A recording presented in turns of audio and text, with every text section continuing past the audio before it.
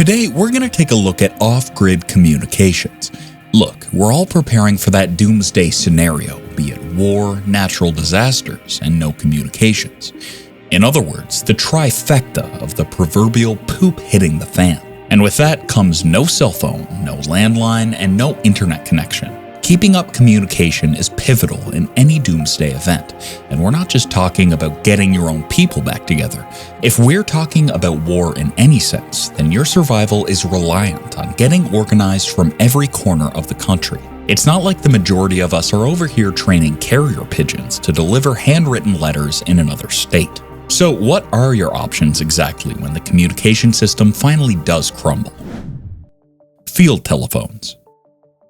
Let's start with the least amount of technology and work our way up to the satellites and long-distance options as we go, shall we?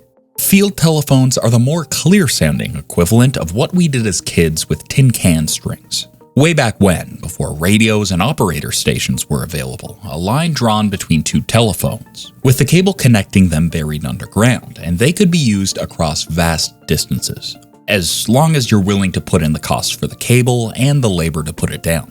Leaving the cable topside isn't an option, because it's useless to you after the first car's gone over it, and digging shallow trenches for just a mile is already a colossal task to undertake. Field telephones are robust, and there's no complicated technology behind it. So yes, it's a viable form of communication for short distances between you and your neighbor. But that's about where it stops, we're afraid. Two-way radio. First on the docket for radio options, and there are quite a few, so buckle up, are the two-way radios, or as we like to call it when we were kids, walkie-talkies. Any camping or hardware type store is going to sell them, and you can even pick up a few good ones at toy stores. Yep, that cheap plastic Batman-themed radio sold to kids has the same inner workings as the real deal does. The more expensive units will be effective for up to 2 miles, and the cheaper ones run for the length of a football field at most.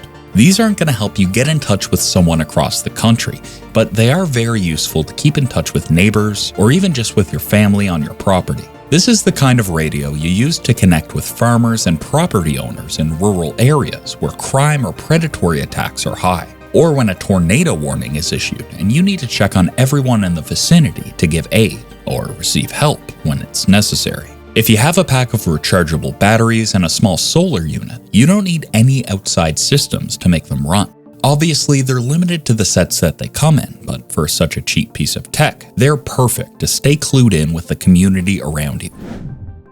CB radio.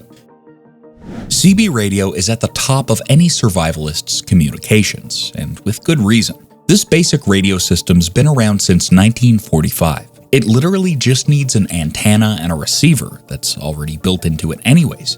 And if you got solar, you don't even need to be connected to the electrical grid at all. It's reliable, simple, easy to fix, and every military base and police station in the world has one, specifically for the circumstance that a country's communications are taken out. Sure, hilly or mountainous terrain can affect its reach, but other than that, it's one of the most reliable units of communication that you can get. And you absolutely should. They're pretty cheap to procure already, but if you're in the mood for a self-made unit, that's not too difficult to do either. Some of the World War II units were so well made that they're still operational to this very day. Seriously, there isn't a lot that can damage them. There are a few different kinds though, so you'll need to read up on what's available to you, what would work best in your area, and whether or not you're willing to shell out $100 for a license that's viable for the next 5 years. Look into FRS, GMRS, UHF, VHF, and ham radios, and then make a decision based on your surroundings and needs. Ham radio. So we just mentioned the ham radio, but honestly, it deserves its own time in the spotlight. It is the most tech-savvy radio you can have at your disposal. Capable of transmitting voice comms, television signals to keep up with breaking news, and it has the longest reach of up to 20 miles. But if the grid's running, it'll bounce signals from tower to tower, stretching for hundreds of miles, making your reach unlimited. Look, we're not going to mince words here. It costs a ton of money and practically a degree to understand how to operate this thing.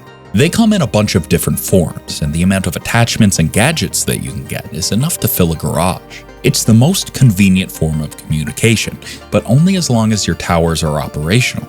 So it's not our top pick, but it's definitely the most far-reaching and versatile of the lot. Before we get into our top communication system for the day, you know what time it is. Please, people, we cannot say this enough. Subscribe, like, comment, and share.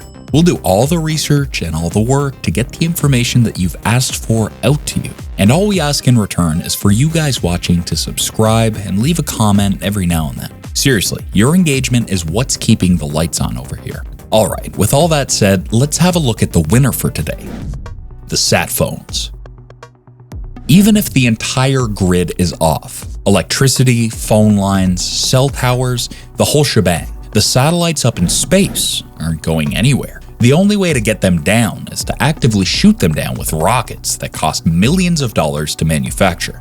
And let's face it, those resources would be better utilized to blow up a base or a major city. So those babies are good for another century, easy.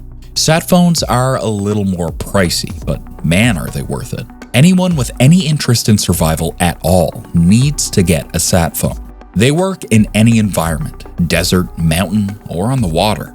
You can settle on a simple use-it like the Garmin that allows text messages, GPS, and serves as a beacon for emergency services to reach you when you send out an SOS. These ones are for the hikers, hunters, and wilderness explorers. The Inmarsat units are a whole different ballgame though. 80 hours talk time, text messages, GPS, SOS tracking, and they can shoot through even the densest cloud and storm cover. It's $1,000 just for the unit alone, and that's not subscriptions and yearly costs taken into account.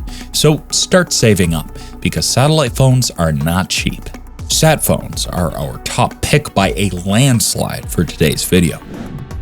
Starlink. And speaking of satellite communications, Elon Musk's Starlink is changing the game for internet, cell phone, and general connectivity. Again, you're working with a system that's up in space, and the chances of them being shot down are extremely low, if not zero. But unlike Inmarsat or Garmin, the running of these systems is not limited to their country of origin. Musk has bases all over the world, so as long as your subscription is paid for, it doesn't matter if the office in the US goes up in smoke. The dozen in Europe are still operational, and they're set up to continue operations if they have to.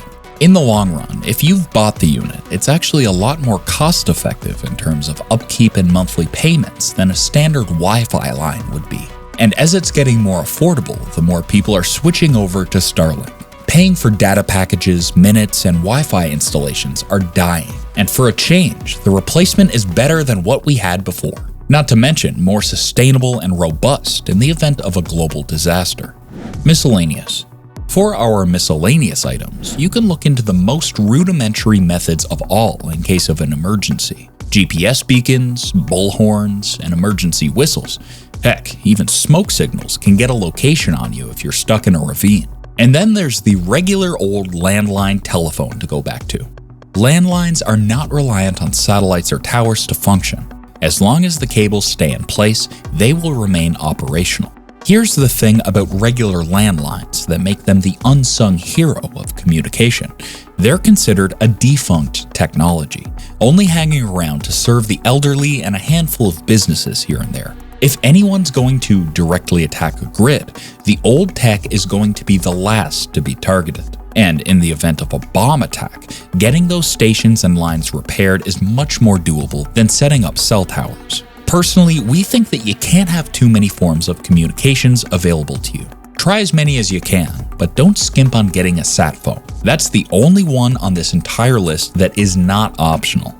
Or, if you really want to exhaust every option available, then go ahead and train a couple of pigeons to deliver letters for you, as long as you're sure that you can call up the right people in any kind of emergency.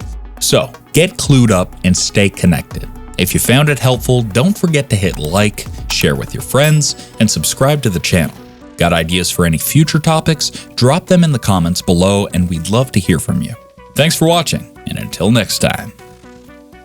This is Threat to Survival. Prepare today. Thrive tomorrow. Embrace the threat to survival.